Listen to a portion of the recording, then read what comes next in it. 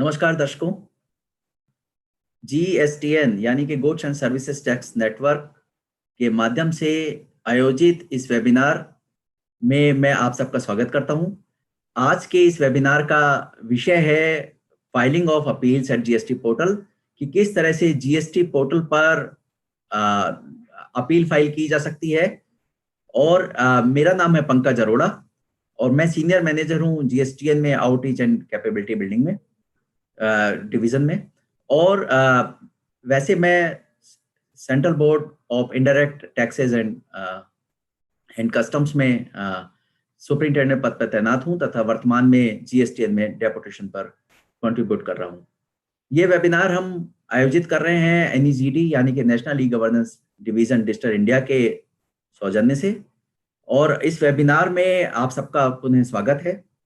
Webinar का topic जैसे कि मैंने बताया कि जीएसटी पोर्टल पर अपील किस तरह से फाइल की जाएगी।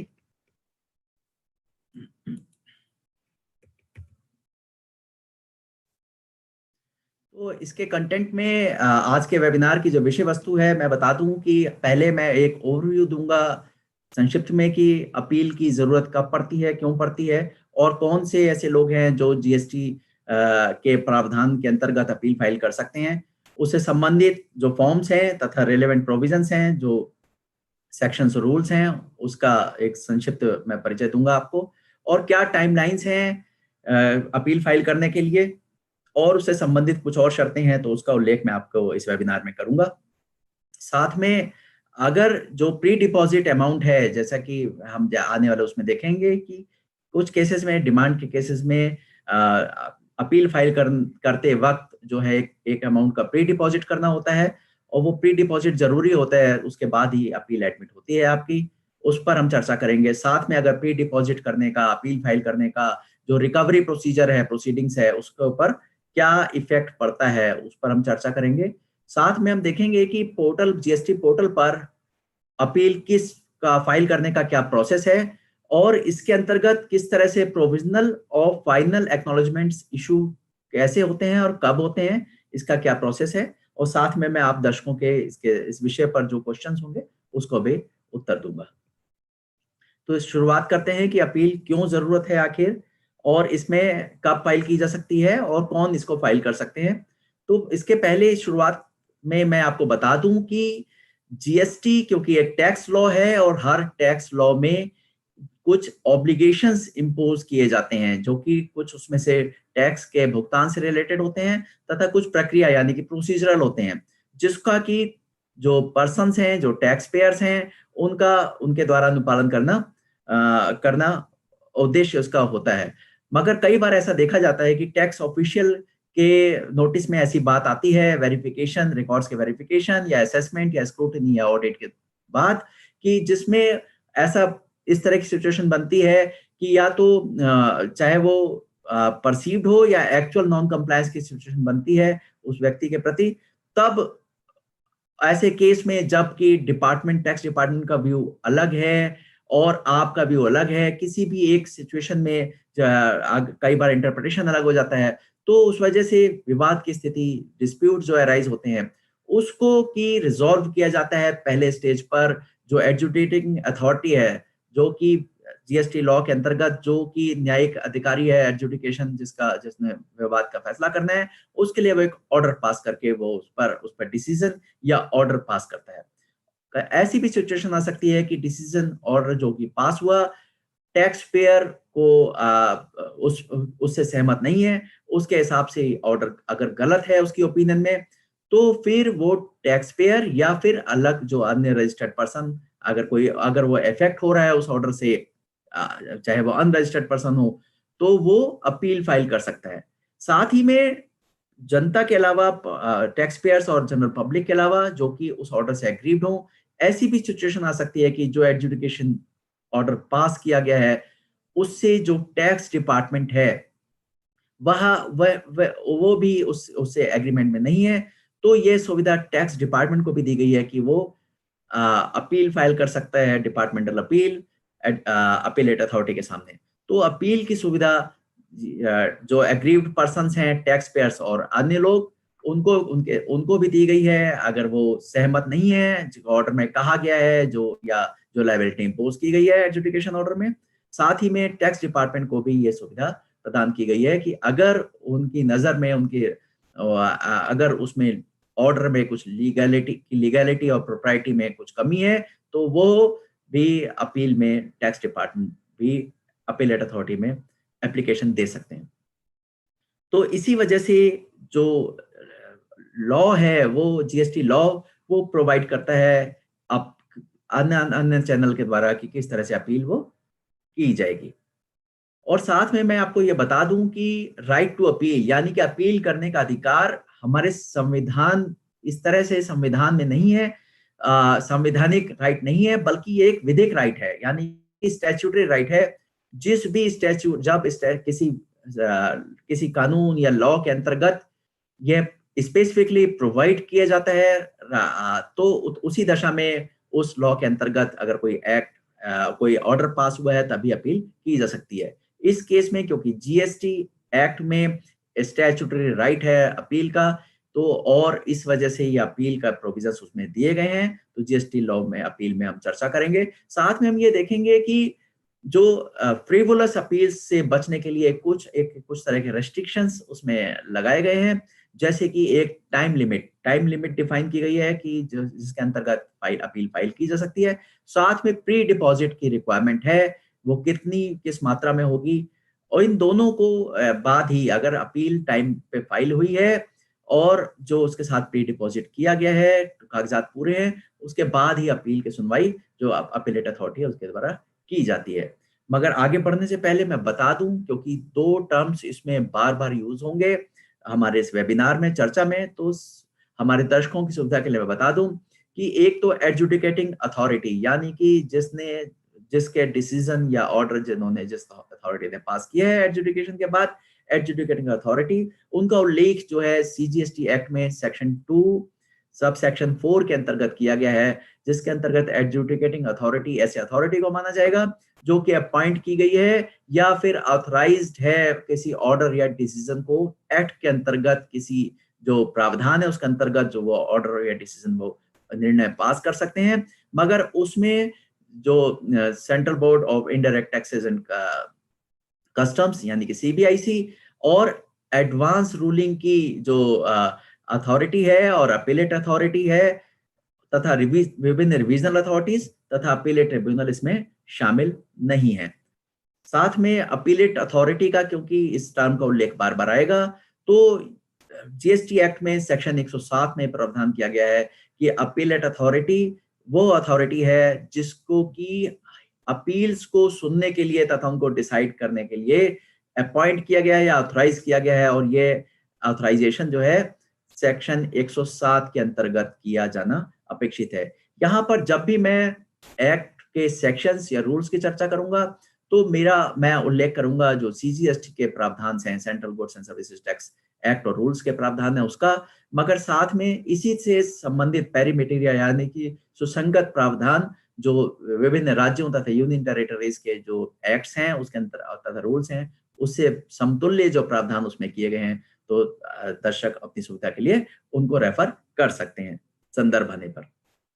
तो अब चलते हैं रिलेवेंट प्रोविजंस, फॉर्म्स और टाइमलाइंस के ऊपर। तो ये अपील कब की जाती है? सेक्शन 107 सीजीएसटी एक्ट इसमें कहते हैं कि कोई भी पर्सन, अपील किसी भी पर्सन के द्वारा की जा सकती है,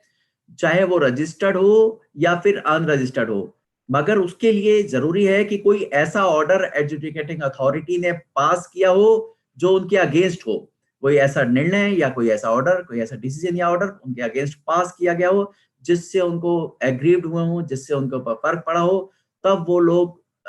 चाहे तो अपील में अपीलेट अथॉरिटी के सामने अपील फाइल कर सकते हैं। तो अपील फिर से मैं एक बार उल्लेख करूंगा कि एडजुडिकेटिंग अथॉरिटी द्वारा कोई ना कोई डिसीजन या ऑर्डर पास किया गया हो एक्ट के प्रावधानों के अंतर्गत, जीएसटी एक्ट के प्रावधानों के अंतर्गत, और उससे चाहे वो कोई व्यक्ति रजिस्टर्ड हो या अनरजिस्टर्ड हो,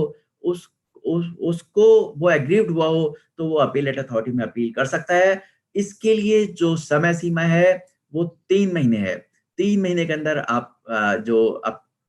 अपीलेंट है उसके द्वारा अपील की जानी अपेक्षित है, मगर ये 3 महीने का जो पीरियड है इसकी गणना उस डेट से करी जाएगी जब वो जो डिसीजन है या ऑर्डर है,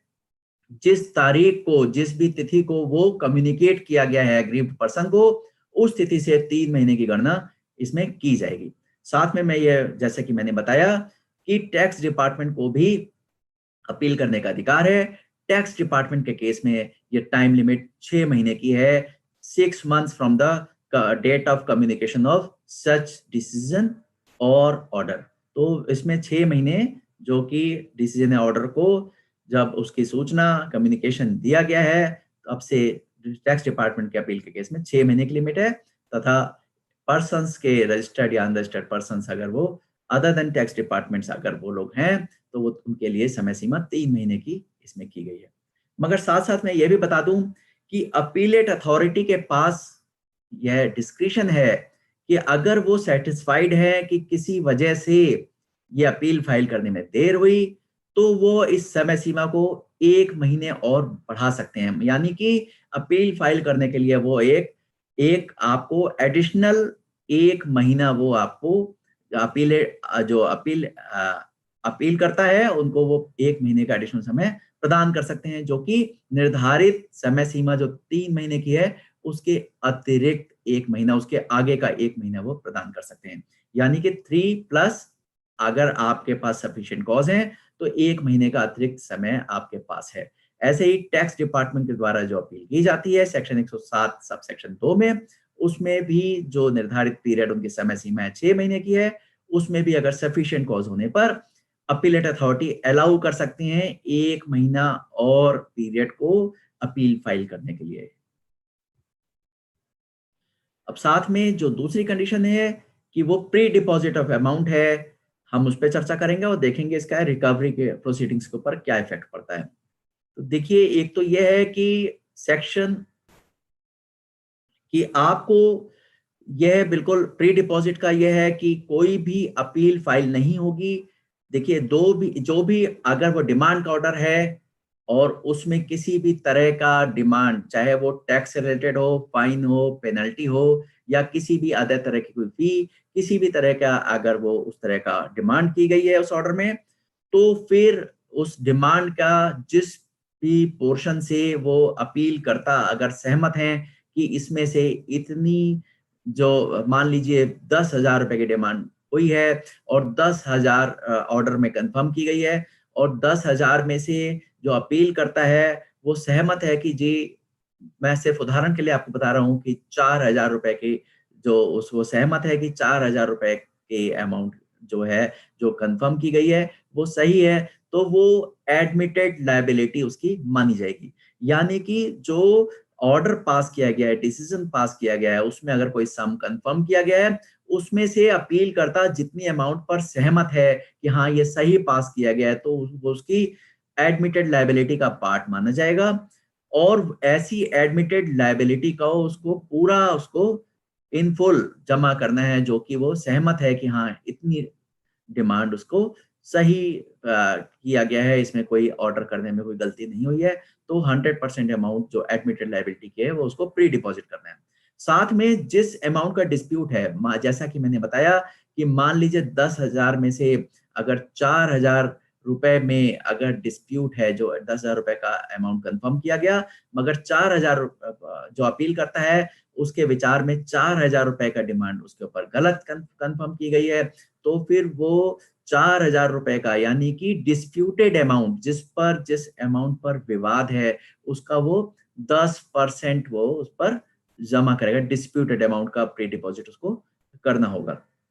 और साथ में यह देखना पड़ेगा कि स्पेसिफाइड अमाउंट जो भी है, जैसे यानी कि एडमिटेड लायबिलिटी, जिस पर जो आपको स्वीकार है लायबिलिटी, वो आपको पूरी जमा करनी है, तथा जो डिस्प्यूटेड अमाउंट है, जो आपके हिसाब से अस्वीकार्य है, उसका 10% यानी कि 10% आपको जमा करना है और ये सब अपील की जो स्पेसिफाइड टाइम लिमिट है फाइल करने की, उसके अंतर्गत ही आपको करना है। और साथ में इसका इफेक्ट ये होगा कि जब आपकी अपील फाइल हो जाएगी और अमाउंट प्री डिपॉजिटेड हो जाएगा और वह विद इन टाइम लिमिट होगी अपील, तो फिर उसका इफेक्ट ये पड़ेगा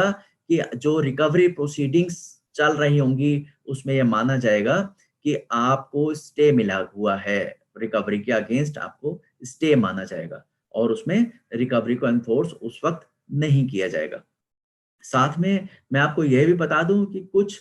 सेक्शन 121 में यह कहा गया है कि कुछ इस तरह के जो डिसीजंस हैं और ऑर्डर्स हैं जिनके अगेंस्ट अपील नहीं की जा सकती है। तो एक बार मैं आपको ये बता दूं कि वो 4 कैटेगरीज ऐसी हैं ऑर्डर्स और डिसीजन की जिसके अगेंस्ट अपील नहीं की जा सकती। ये पहला है उसमें कि अगर कोई कॉम्पिटेंट अथॉरिटी किसी प्रोसीडिंग्स केस की प्रोसीडिंग्स को एक ऑफिसर से दूसरे ऑफिसर में ट्रांसफर करता है तो ऐसे निर्णय के अगेंस्ट अपील नहीं की जा सकती। साथ में कोई ऑर्डर अगर सीजर जो बुक्स ऑफ अकाउंट या डॉक्यूमेंट जो किसी केस में तफ्तीश जरूरी है उसके सीजर या रिटेंशन से संबंधित किया गया है या टैक्स डिपार्टमेंट के कॉम्पिटेंट ऑफिसर द्वारा, तो फिर उस ऑर्डर की अगेंस्ट अपील आप इसमें नहीं कर सकते। साथ में अगर जीएसटी एक्ट के अंतर्गत अगर प्रोसिक्यूशन का ऑर्डर किया गया है तो फिर उसकी जो अपील नहीं की जा सकती। इसके अतिरिक्त अगर किसी कॉम्पिटेंट ऑफिसर ने सेक्शन 80 में अगर कोई ऑर्डर पास किया है तो उसके अगेंस्ट अपील नहीं की जा सकती। ये सेक्शन 80 का ऑर्डर्स डील करता है कि जब कभी किसी पेमेंट या कोई और सम ड्यू होती है और वो ऑफिसर उसको इंस्टॉलमेंट में यानी कि किस्तों में भुगतान की सुविधा दे सकते हैं। वो उनका जो अपने निर्धारित प्रक्रिया पूरी करने के बाद तो फिर उस ऑर्डर के अगेंस्ट अपील नहीं की जा सकती। इसका मतलब ये हुआ कि सेक्शन 121 में जो 4 सिनेरियोज हैं, जो 4 तरह के वर्गीकृत हैं ऑर्डर्स, उसके अलावा अगर कोई ऑर्डर एडजुडिकेटिंग अथॉरिटी या डिसीजन एडजुडिकेटिंग अथॉरिटी के द्वारा पास किया गया है, तो उसके अंतर्गत और वो एग्रीव्ड है कोई रजिस्टर्ड या अनरजिस्टर्ड पर्सन, तो फिर वो निर्धारित समय के अंदर जीएसटी प्रावधानों के अंदर उसमें अपील कर सकते हैं। इसमें जो मेन फॉर्मेट्स हैं फर्स्ट अपील से रिलेटेड, एक तो है GST AP form GST APL 01 जिसके अंतर्गत आपको जो अपील करता है उसको अपीलेट अथॉरिटी को अपील फाइल करनी है, और एपीएल 02 फॉर्म जो है एक्नॉलेजमेंट है जो कि आप अपील सबमिट होने के बाद अपील करता हुआ प्रदान किया जाएगा। ये कब प्रदान किया जाएगा हम आगे चर्चा करेंगे। जो टैक्स डिपार्टमेंट के द्वारा अपील होगी उसके जो फॉर्मेट है वो जीएसटी एपीएल 03 के अंतर्गत इसका प्रावधान किया गया है, और अपील ऑर्डर इशू होने के बाद उसमें जो भी उसके समरी होगी वो जीएसटी एपीएल 4 के अंतर्गत इसमें उसमें के लिए जीएसटी एपीएल 04 फॉर्म यूज किया जाएगा। अब चलते हैं जो फॉर्म है जो रूल 108 सब रूल 1 में जिसका उल्लेख है कि फॉर्म एपीएल 01 जो कि अपील कर्ता द्वारा अपील फाइल करने के लिए भरा जाएगा, जिसके अंतर्गत अपील अथॉरिटी को अपील की जा सकती है। इसमें मोटे तौर पे उस पर्सन्स का जो उसके legal name, trade name, address और ऑर्डर से रिलेटेड है कि इम्प्यून ऑर्डर का डिटेल इसमें भरा जाना है जिस अथॉरिटी ने वो पास किया है, तथा डेट ऑफ कम्युनिकेशन की जो आपको कब सूचित किया गया, कब एग्रीड पर्सन को उस ऑर्डर की सूचना मिली है जिसके अंतर्गत वो अपील में आया है, उस ऑर्डर की सूचना उनको कम्युनिकेशन कब किया गया, ऑथराइज रिप्रेजेंटेटिव का नाम और उस केस के डिटेल्स और ब्रीफ इशू आपको उसमें देना होता है। साथ में अगर कोई गुड्स और सर्विसेज हैं उसके क्लासिफिकेशन से रिलेटेड है उससे संबंधित आपको सूचना देनी होती है। पीरियड ऑफ डिस्प्यूट, वो ऑर्डर किस पीरियड से रिलेट करता है, और अमाउंट अंडर डिस्प्यूट जिसमें विवाद है, जिसमें आप सहमत नहीं है कि ये उतने अमाउंट का आपको जिक्र करना होगा कि वो अमाउंट कितनी है, तथा उसकी कैटेगरी आपको उसमें देनी होगी। साथ में इसका जो फॉर्म है उसमें statement of fact, ground of appeal तथा प्रेयर उसमें है। साथ में जो कितनी डिमांड थी उसमें से कितना पोर्शन आप एडमिट करते हैं और कितने डिस्प्यूटेड उसका पोर्शन है उसका डिटेल आप इसमें देते हैं। साथ में जो एडमिटेड अमाउंट, जैसा कि मैंने बताया कि वो इन फुल जो एडमिटेड अमाउंट है जो आपको स्वीकार है ऑर्डर में से कि हाँ वो सही है, पास किया गया ऑर्डर उतनी अमाउंट के लिए, वो आपको पूरा डिपॉजिट करना है, उसका उल्लेख इसमें आप करते हैं पूरी मात्रा में। तथा जो डिस्प्यूटेड टैक्स है उसका 10% आपको डिपॉजिट करना होता है एज प्री डिपॉजिट, उसका उल्लेख आप इस फॉर्म में करते हैं। और साथ में आपको यह बताना होता है कि आपने जैसे पर्सन्स के केस में 3 महीने का पीरियड है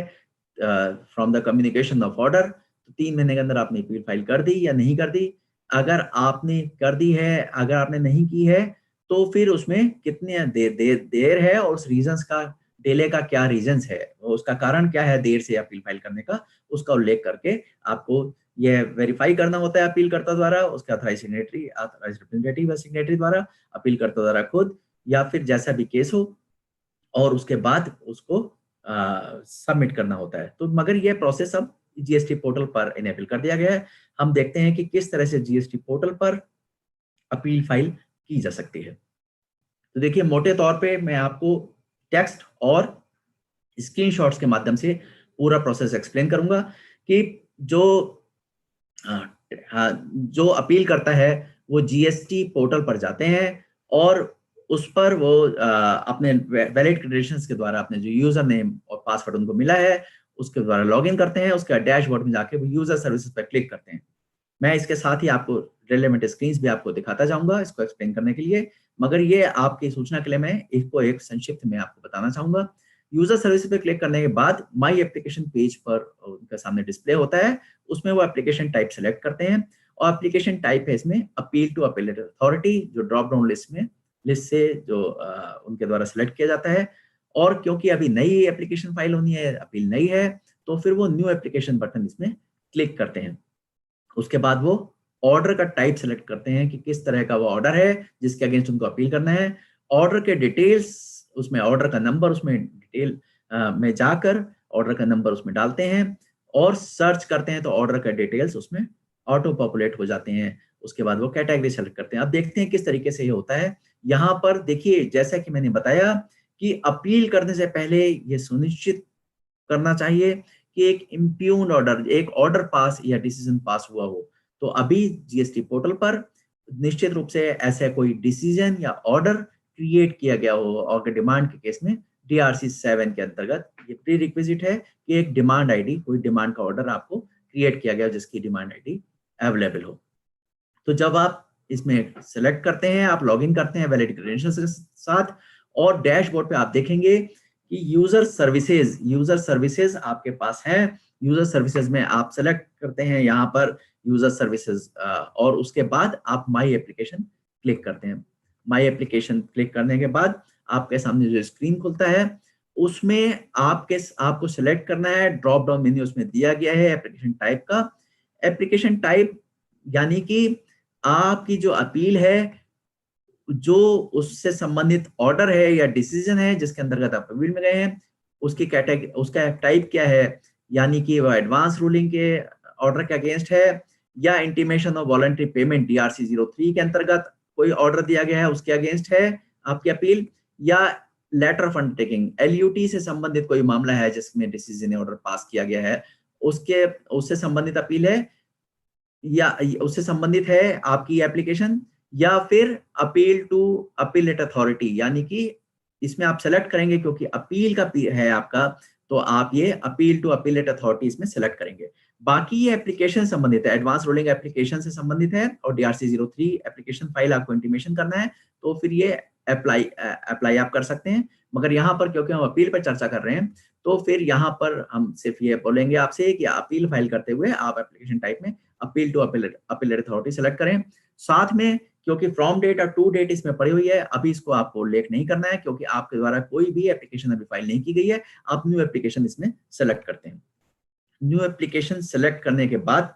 जो है इसमें एप्लीकेशन फॉर्म आपके सामने खुल जाता है, जीएसटी एपीएल 01।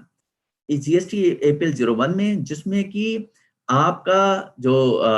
जीएसटीआई नंबर है, या फिर अगर आपको जो इंडिविजुअल अनरजिस्टर्ड पर्सन है तो उसकी टेम्पररी आईडी जो भी क्रिएट की गई है टैक्स ऑफिसर द्वारा,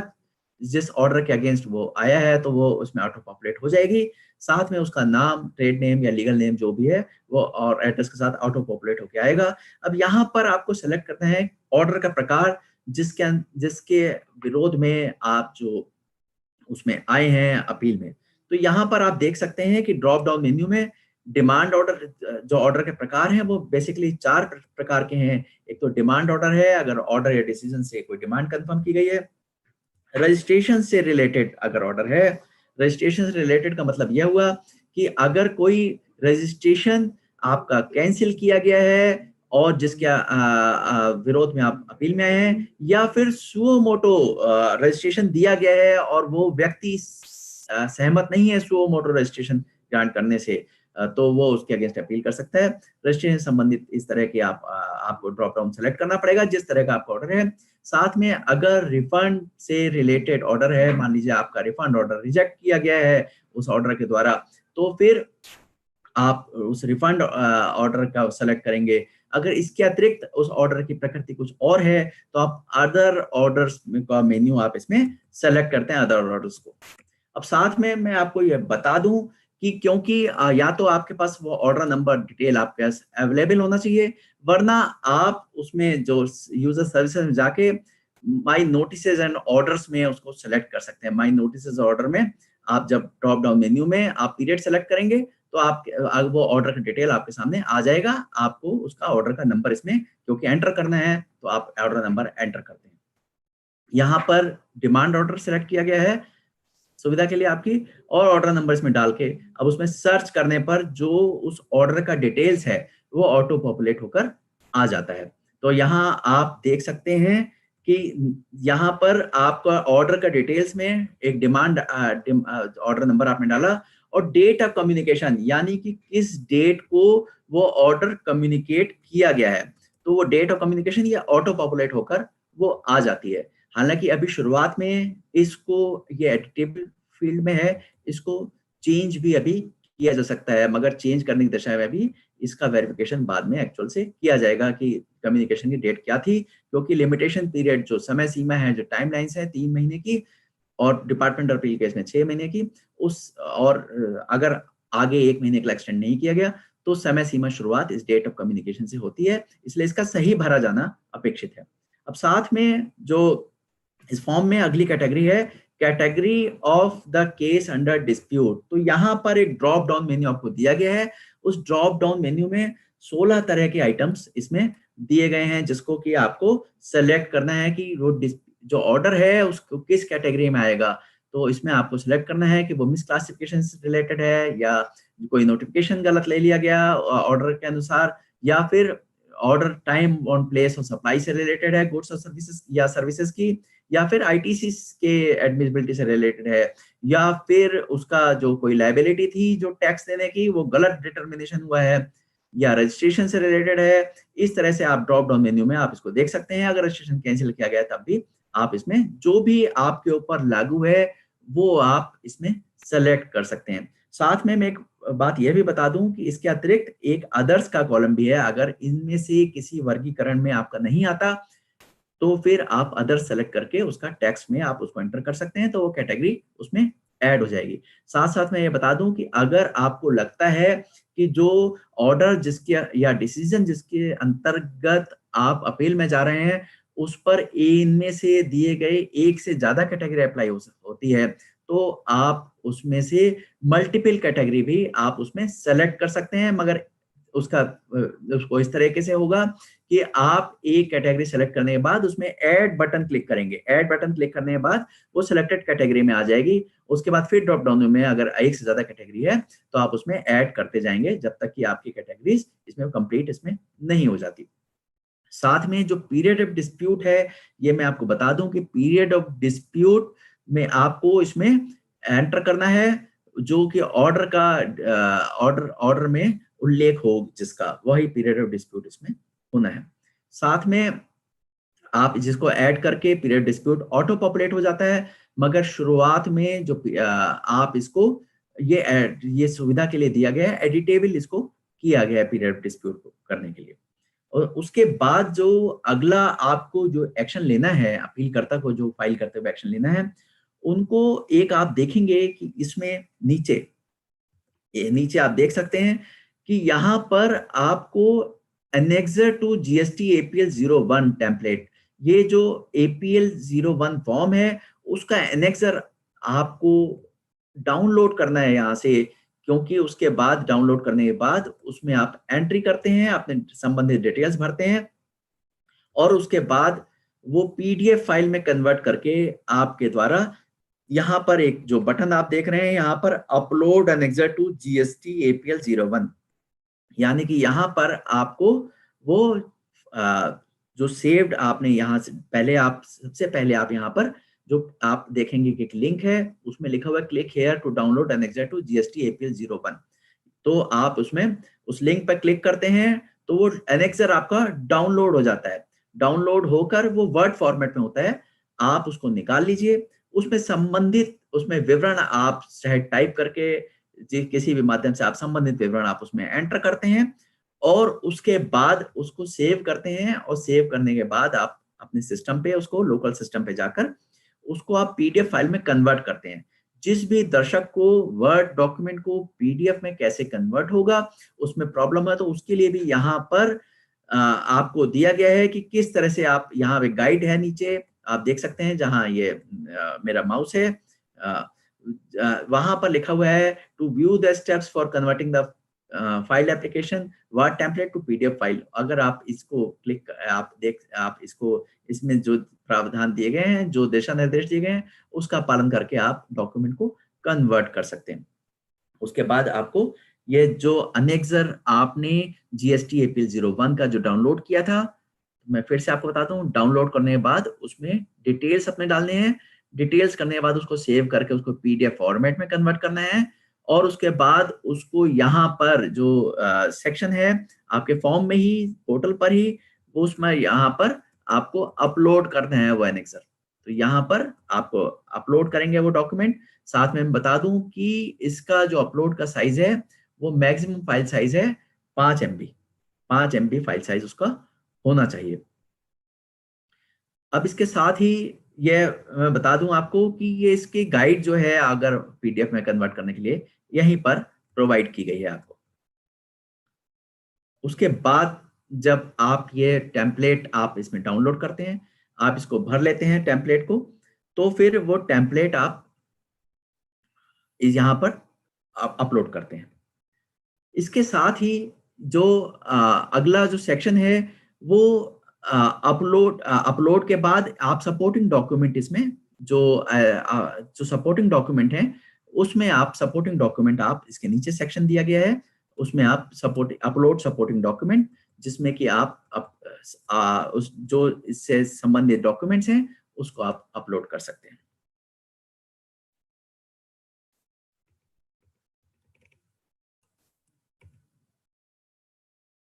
इसके बाद आपको बता दूं कि ये एक टैब आप यहाँ देखेंगे डिस्प्यूटेड अमाउंट पेमेंट डिटेल्स। इसको जब आप ये एनेक्सर इसको अपलोड कर लेंगे उसके बाद आपको dispute amount of payment details इसमें क्लिक करना है।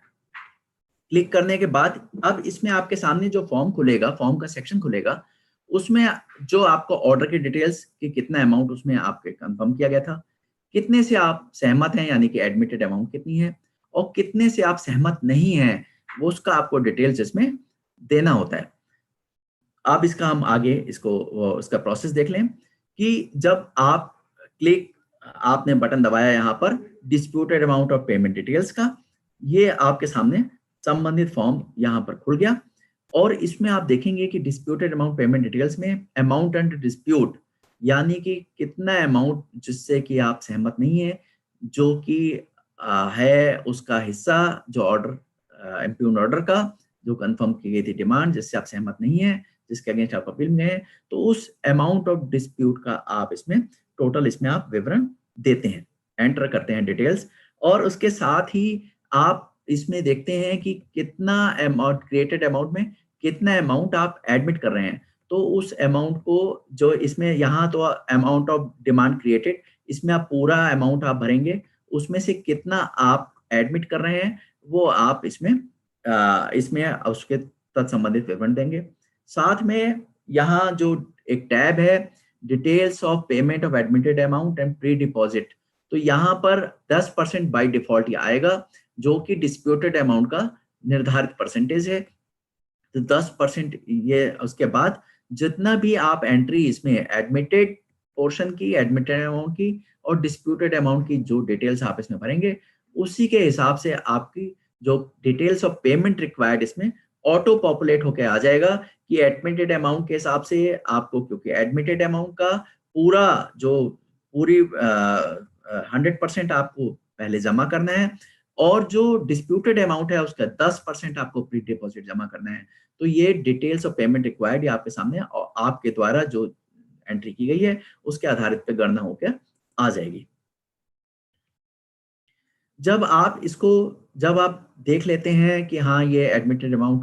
के हिसाब से ये मुझे इतना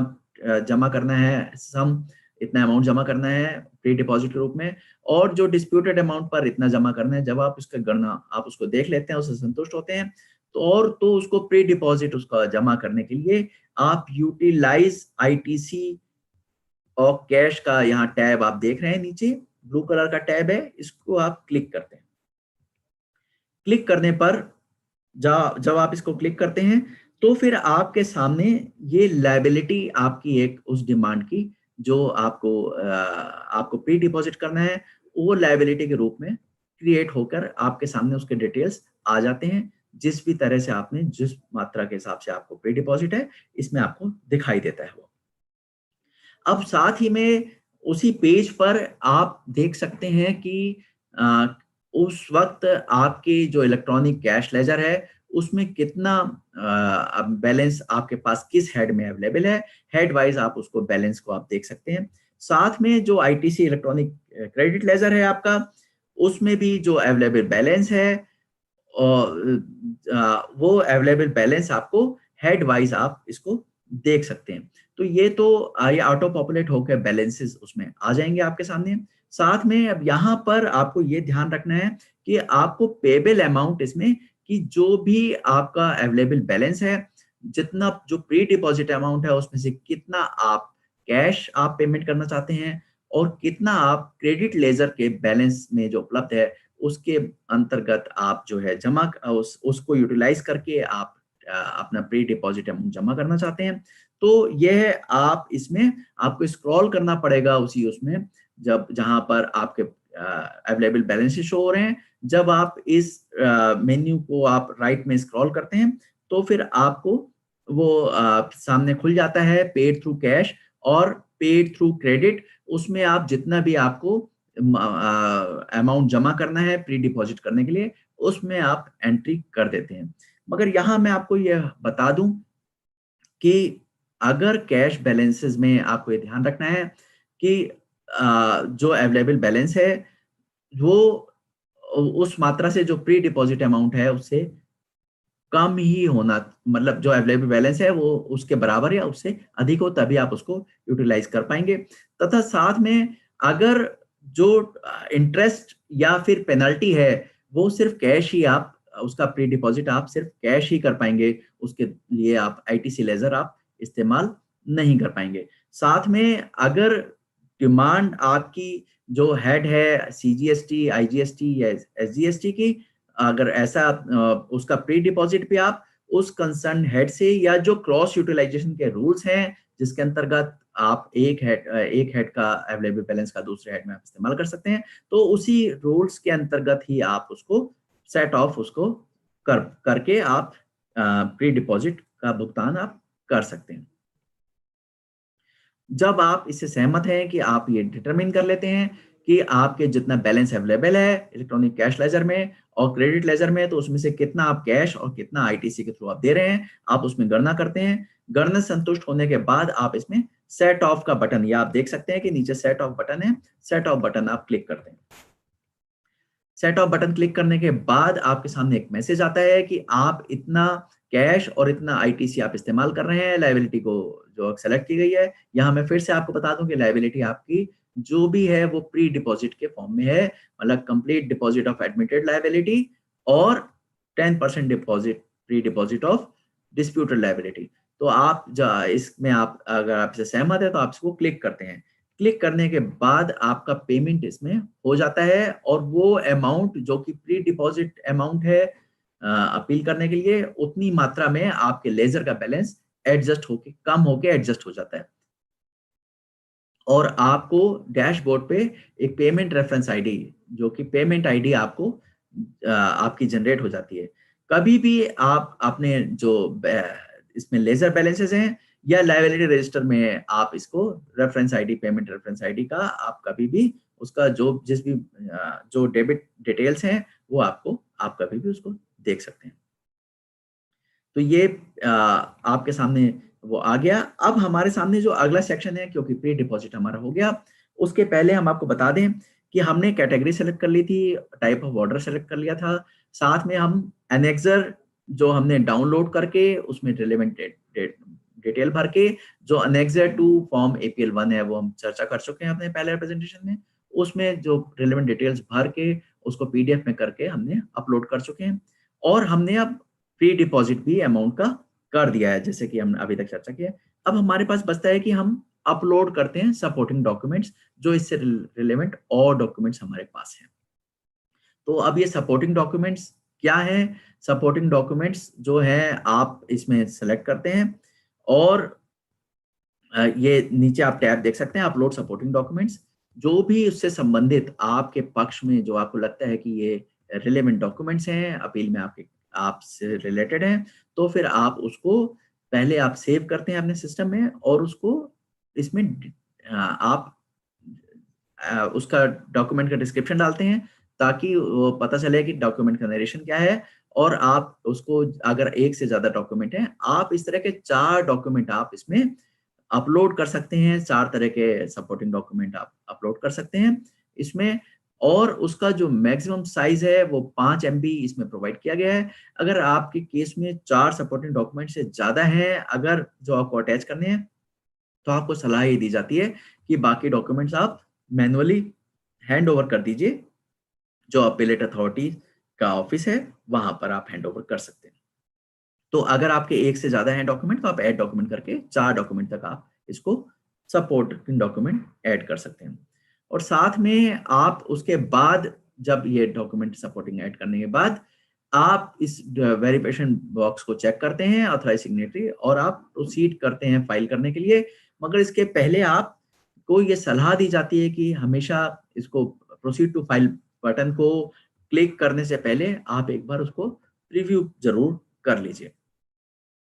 तो आप प्रीव्यू में आप देख सकते हैं कि फॉर्म आपका खुल जाता है। जब आप उसमें दिए गए विवरण से पूरी तरह सहमत हैं, तभी आप उसको प्रोसीड टू फाइल का बटन आप क्लिक कीजिए। जब आप यहाँ पर चेक बॉक्स, वेरिफिकेशन का चेक बॉक्स आप कंप्लीट कर लेते हैं, name of authorised signatory select करके प्लेस एंट्री कर देते हैं आप इसमें, तो उसके बाद आप रिव्यू करके संतुष्ट हैं, तो इस केस में आप प्रोसीड टू फाइल आप बटन आप कर सकते हैं। और प्रोसीड टू फाइल करने के बाद आपको फिर एक बार कंफर्म करना है कि do you actually want to proceed, कि आप सचमुच में आगे बढ़ना चाहते हैं। आप के द्वारा प्रोसीड का क्लिक करने के बाद आपके सामने ये सिग्नेचर के लिए आ जाता है, वेरिफिकेशन सिग्नेचर के लिए, जो कि आपके ऊपर लागू हैं डीएससी या इलेक्ट्रॉनिक वेरिफिकेशन कोड के द्वारा, वो आप उसका बटन आप क्लिक करते हैं। और यहाँ मैं ईवीसी के माध्यम से फाइल हो रहा है ये, तो ये जैसे ओटीपी, अगर ईवीसी आपने क्लिक किया है, तो ओटीपी जो कि आपके नोटिफाइड ईमेल आईडी और मोबाइल नंबर पर गया है, वो आप कोई ओटीपी एंटर करके वैलिडेट ओटीपी बटन आपको क्लिक करना है। और वैलिडेट करने के बाद डैशबोर्ड पर एक प्रोविजनल एक्नॉलेजमेंट आपको सामने आ जाता है, अपील को फॉर्म कि आपने अपील फॉर्म सबमिट कर दिया है। और साथ में इसमें जो है आपका जो टेम्पररी नंबर या जीएसटी नंबर जो भी लागू हो, वो इसमें आता है। Date of filing, time of filing, place of filing का डिटेल आता है, आपका नाम, एड्रेस इसमें साथ में आ जाता है, और जिसके आपका अथॉराइज्ड सिग्नेटरी का नाम इसमें आता है, तथा जो प्री डिपॉजिट अमाउंट है जो कि आपके द्वारा अगर इसमें जमा किया गया है, तो उसका उल्लेख इस प्रोविजनल एक्नॉलेजमेंट में होता है, जिसको कि नीचे आप देख सकते हैं नीले रंग का डाउनलोड बटन है, जिसको कि आप क्लिक करके डाउनलोड भी कर सकते हैं। तो आपसे अपेक्षित है कि इसको डाउनलोड कर लीजिए आगे के रेफरेंस के लिए। और इसके साथ ही जो है जो अपील करता है उसके नोटिफाइड ईमेल आईडी पर मेल आता है कि आपके द्वारा form GST APL 01 appeal to appellate authority file कर दिया गया है सक्सेसफुली, और उसका रेफरेंस नंबर, एआरएन नंबर इसमें दिया होता है, प्रोविजनल जो कि ARN नंबर प्रोविजनल एक्नॉलेजमेंट का नंबर होता है, और आप उसको यूजर सर्विसेज में जाके, माई एप्लीकेशन में जाके उसका स्टेटस भी ट्रैक कर सकते हैं। साथ में मगर एक बहुत इंपॉर्टेंट जो सेगमेंट है वो एक्नॉलेजमेंट से संबंधित है। मैं ये बता दूं कि यहाँ जो जीएसटी पोर्टल पे आप अपील फाइल करते हैं, उसका जो एक्नॉलेजमेंट है वो एक प्रोविजनल एक्नॉलेजमेंट है। जब आप वो प्रोविजनल एक्नॉलेजमेंट है और वो फाइनल एक्नॉलेजमेंट नहीं है। अब इसका जो अब इसके बाद आपको करना क्या है और इसकी क्या उपयोगिता है, वो आपको फाइनल एक्नॉलेजमेंट कब मिलेगा, मैं आपको ये बता दूं कि अभी आपको ये अपील फॉर्म, जिसमें कि ground of appeal, form of verification पूरे फॉर्मेट में सारे सपोर्टिंग डॉक्यूमेंट्स के साथ ड्यूली वेरीफाई और साइन करके आपको certified copy of impugn order, मतलब जो ऑर्डर जिसके अगेंस्ट आप अपील में गए हैं वो इसके साथ सर्टिफाइड कॉपी उसकी हो, वो आपको आपको अपीलेट अथॉरिटी में जमा करनी है। और वो जमा करने का जो समय है वो जब आप जीएसटी पोर्टल पे अपील फाइल करते हैं उसके 7 दिन के अंदर ही आपको ये जमा करना है। अब इस 7 दिन का क्या महत्व है ये मैं आपको बता दूं कि देखिए, ये फाइनल एक्नॉलेजमेंट आपको तभी दिया जाएगा जो कि जिसका कि फॉर्म है जीएसटी एपीएल 02, ये तभी आपको इशू किया जाएगा अपीलेट अथॉरिटी या उसके द्वारा ऑथराइज्ड ऑफिसर के द्वारा, जब आप यह डॉक्यूमेंट्स मैनुअली मतलब सर्टिफाइड कॉपी ऑफ ऑर्डर के साथ तथा अपने आप ये वहां पर जमा कर देंगे संबंधित डॉक्यूमेंट्स के साथ, तभी वो उस पर अपील नंबर डालकर आपको एक फाइनल ऑर्डर दिया जाएगा। अगर आप यह जो डॉक्यूमेंट्स हैं, जो certified copy of decision order है और संबंधित डॉक्यूमेंट्स, अगर आप 7 दिन के पीरियड में जमा करते हैं, तब तो आपकी डेट ऑफ फाइलिंग अपील वो मानी जाएगी जिस डेट में आपने जीएसटी पोर्टल पर अपील की है। मगर अगर आपने 7 दिन के अंदर वहां पर डॉक्यूमेंट सबमिट नहीं किए, तो 7 दिन के बाद मान लीजिए जिस भी दिन आपने किया, तो आपकी अपील फाइलिंग डेट वह तिथि मानी जाएगी जिस दिन आपको आपने अपीलेट अथॉरिटी में सर्टिफाइड कॉपी ऑफ ऑर्डर आपने जिसके अगेंस्ट आप अपील में गए हैं, जिस दिन और संबंधित कागजात जो रिलेवेंट डॉक्यूमेंट्स आपके अपील से, जिस दिन आप वो फाइल करेंगे, अगर 7 दिन के बाद है तो date of filing of appeal वो date of submission of such document ही मानी जाएगी। तो ये बहुत ही महत्वपूर्ण प्रावधान है, इसका ख्याल रखना सभी जो अपील करता है उनके लिए बहुत ही जरूरी है, क्योंकि यहाँ पर यह उल्लेखनीय है कि देखिए, जब तक आपको फाइनल एक्नॉलेजमेंट जो ना जारी किया जाए, जिसमें कि आपका अपील एडमिट होने के बाद अपील का नंबर भी दिया जाएगा और ये फाइनल एक्नॉलेजमेंट आपको दिया जाएगा जो अपीलेट अथॉरिटी है या फिर उनके द्वारा ऑथराइज ऑफिशियल है, उन्हीं के द्वारा आपको फाइनल एक्नॉलेजमेंट दिया जाएगा, तभी आपकी अपील फाइल मानी जाएगी। तो फिर ये उसके साथ ये बहुत महत्वपूर्ण है कि 7 दिन के अंदर आप सर्टिफाइड कॉपी ऑफ ऑर्डर और उसके संबंधित कागजात आप जमा करा दें वहां पर जाकर, या किसी के हाथ जमा करवा दें, या अगर आप 7 दिन के बाद करते हैं तो डेट ऑफ फाइलिंग वो डेट मानी जाएगी जब आप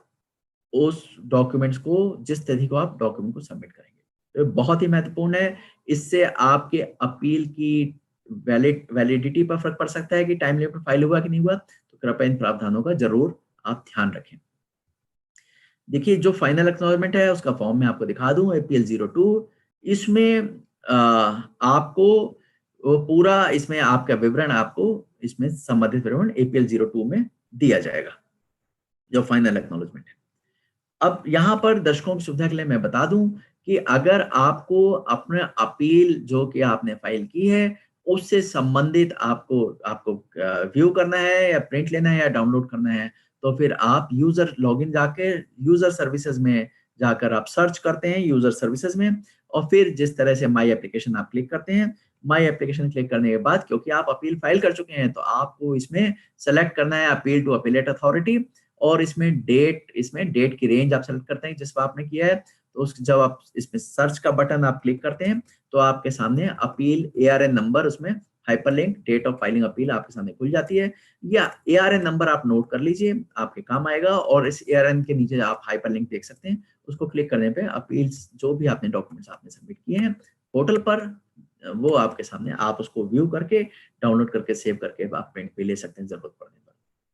यहाँ मैं फिर से आपको बता दूं कि जब आप पोर्टल पे अपील फाइल कर देते हैं तो उसके बाद ड्यूली फाइल्ड और साइंड अपील फॉर्म लेके आपको उसके एनेक्सर सपोर्टिंग डॉक्यूमेंट के साथ और कॉपी ऑफ प्रोविजनल एक्नॉलेजमेंट और प्री डिपॉजिट पर्टिकुलर्स आपको सबमिट करने हैं, साथ में certified copy of impugn order जिसके अगेंस्ट आप अपील में गए हैं वो आपको 7 दिन के अंदर करना है, और फिजिकली आपको सबमिट, और उसके बाद ही आपके डॉक्यूमेंट प्रोसेस करने के बाद एक अपील नंबर आपकी अपील एडमिट होगी और आपको अब एक अपील नंबर इशू किया जाएगा और उसका फाइनल एक्नॉलेजमेंट नंबर आपको दिया जाएगा जिसमें आपका अपील नंबर होगा। यहाँ पर फिर से मैं आपको बता दूं कि आपकी अपील फाइल तभी मानी जाएगी जब आपको फाइनल एक्नॉलेजमेंट इशू हो जाएगा।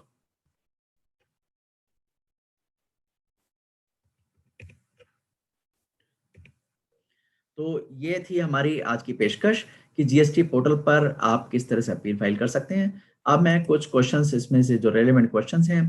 वो लेना चाहूंगा।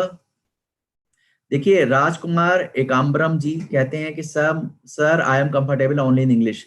Sir, for your sake of convenience I want to inform you that we are conducting webinars in Hindi, English, Marathi, and Tamil, and sometimes we have conducted in Malayalam and Telugu also. So please be sure in English version of this webinar will be presented very soon, maybe next week.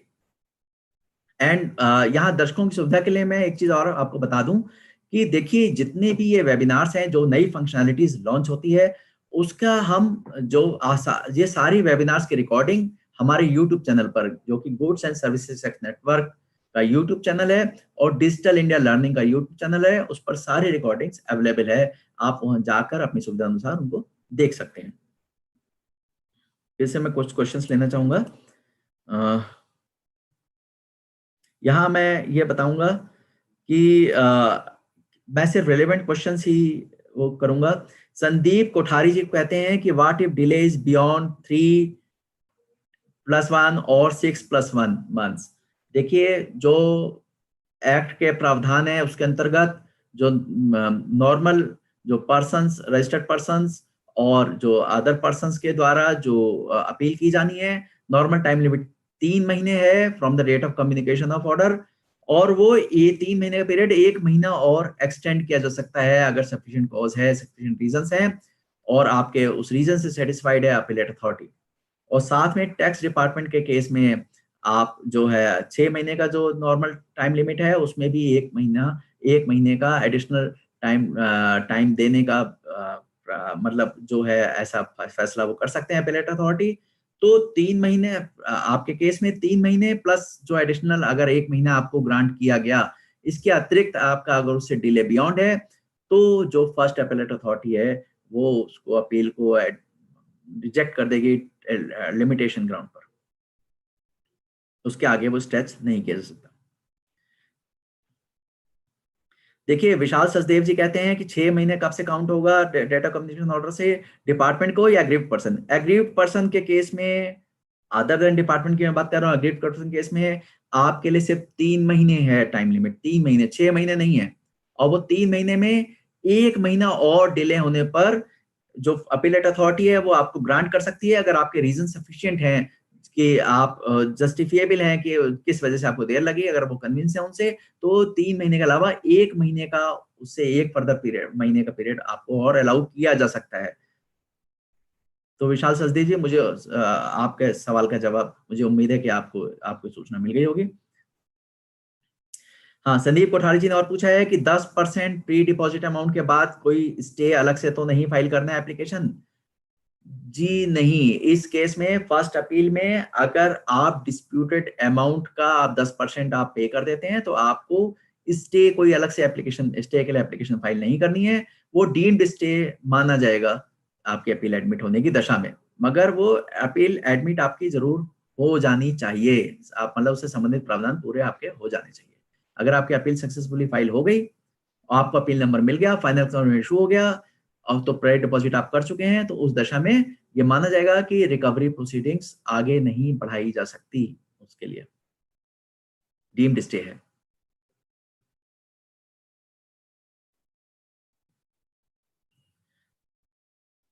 Anil Yadav ji पूछ रहे हैं कि only online है या physically वो available है earlier. देखिए, physically available था पहले इसलिए क्योंकि जीएसटी पोर्टल पर वो एप्लीकेशन डेवलप हो रही थी। अब एप्लीकेशन डेवलप हो चुकी है, तो आपको पहले जीएसटी पोर्टल पे भरना है, उसके बाद संबंधित डॉक्यूमेंट्स फाइनल एक्नॉलेजमेंट के लिए आपको और सर्टिफाइड कॉपी के साथ आपको फिजिकली वहां सबमिट करने हैं। मगर अब क्योंकि जीएसटी पोर्टल पर प्रावधान कर दिया गया है, तो अब जो है आपको जीएसटी पोर्टल पर ही पहले अपील फाइलिंग का प्रोसेस पूरा करना है। अनिल यादव जी।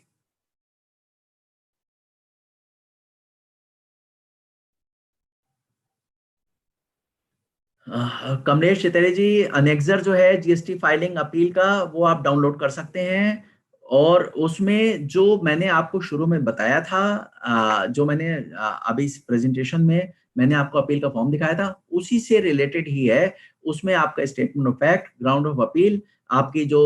अमाउंट के जो इम्प्यून ऑर्डर में जो कंफर्म अमाउंट है, जो डिस्प्यूटेड है, उससे संबंधित विवरण आपको देना है और जो वेरिफिकेशन वाला कॉलम उसमें है। जी नहीं, पंकज बंसल जी ने पूछा कि क्या प्री डिपॉजिट डिस्प्यूटेड लायबिलिटी का बैंक गारंटी के माध्यम से किया जा सकता है? नहीं जी, आपको ये जमा करना पड़ेगा कैश, जो कैश और क्रेडिट लेजर के माध्यम से। वो बैंक गारंटी के माध्यम से पॉसिबल नहीं है।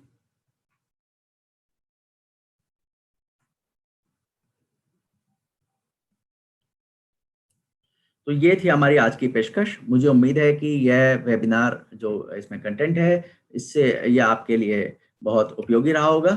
और इसके साथ ही मैं अपने दर्शकों की सुविधा के लिए बता दूं कि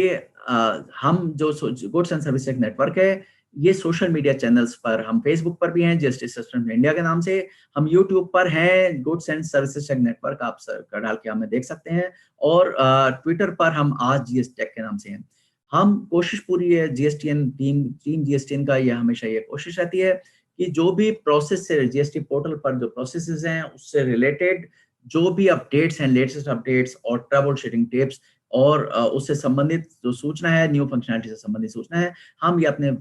इस पर जो अपने सोशल मीडिया चैनल्स पर लगातार अपडेट करते हैं और जो यूजर्स के जो सवाल हैं, जो हम हमसे पूछ सकते हैं जस्ट पोर्टल की जो प्रोसेस से रिलेटेड, उससे आज ये स्टैक हमारा हैंडल है ट्विटर पर और जो जितने भी वेबिनार आप हमारे यूट्यूब चैनल पर जितने भी हमने पहले किए हैं तथा ये जो वेबिनार हम कर रहे हैं, ये आप हमारे यूट्यूब चैनल पर आप देख सकते हैं। तो सब्सक्राइब कीजिए हमें, हमारे यूट्यूब चैनल, फॉलो कीजिए हमें ट्विटर पर और लाइक कीजिए हमारा फेसबुक पेज, जुड़े रहने के लिए हमसे और उपयोगी खबरों से जीएसटी पोर्टल से रिलेटेड। तो इसके साथ ही मैं धन्यवाद देना चाहूंगा Mr Prakash Kumar, CEO GSTN, Mrs Kajal Singh, EVP, Mr Rajiv Agarwal, SVP senior vice president, उनके द्वारा दी गई प्रेरणा और सपोर्ट के लिए कि इस तरह के जो उपयोगी वेबिनार्स हैं आप तक पहुंच पहुंच पाए। और इसके साथ ही मैं धन्यवाद देना चाहूंगा अपनी ट्रेनिंग टीम के मिस्टर भगवान पाटिल, नीरा टामटा और सतीश्वरन को और आईटी टीम के मिस्टर मनीष शर्मा और साथ में जो एनईजीटी टीम के मिस्टर शिलव राव और मिस्टर ध्रुवजीत का। और मैं धन्यवाद देना चाहूंगा आप सब दर्शकों का जिन्होंने अपने बहुमूल्य समय से अपना समय निकाला और इस वेबिनार को देखा। तो प्लीज जुड़े रहिए हमारे साथ, ख्याल रखिएगा अपना। Thank you very much. जय हिंद।